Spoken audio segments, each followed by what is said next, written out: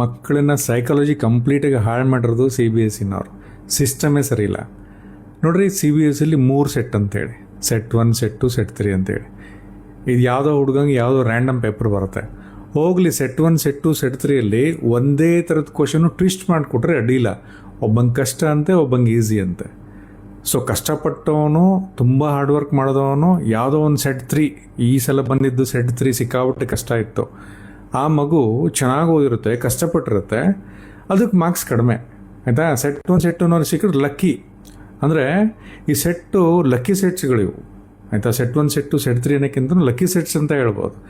ಏನು ಮೀನಿಂಗೇ ಇಲ್ಲಲ್ಲ ಅಲ್ಲಿ. ಎಲ್ಲ ಒಂದು ಆ ಮಗು ಏನಾದರೂ ಒಂದು 85-90% ತೆಗೆದುಬಿಡಿದ್ರೆ ರಾಂಗ್ ಜಡ್ಜ್ ಮಾಡೋದು. ನೀನು ಓದೇ ಇಲ್ಲ ಸರಿಗೆ, ನಿನ್ನ ಫ್ರೆಂಡ್ 95-96 ತೆಗೆದ, ಆ ಸೆಟ್ ಯಾರು ಕೇಳಲ್ಲ. ಆ ಸೆಟ್ 1 ಬಂದಿತ್ತೋ, ಸೆಟ್ 3 ಬಂದಿತ್ತೋ, ಸೆಟ್ 2 ಬಂದಿತ್ತೋ, ಅವೆಲ್ಲ ಕೇಳಲ್ಲ.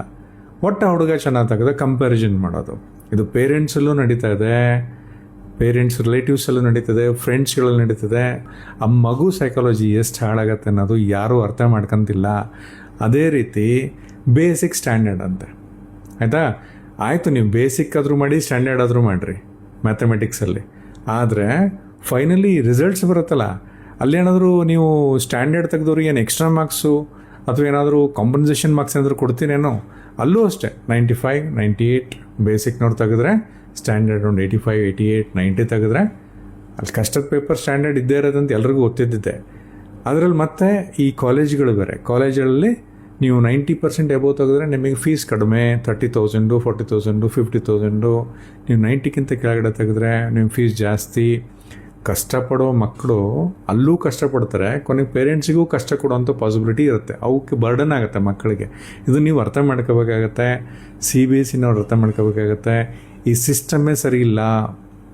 First of all basic standard ಕಿತ್ತು ಬಿಸಾಕಬೇಕು.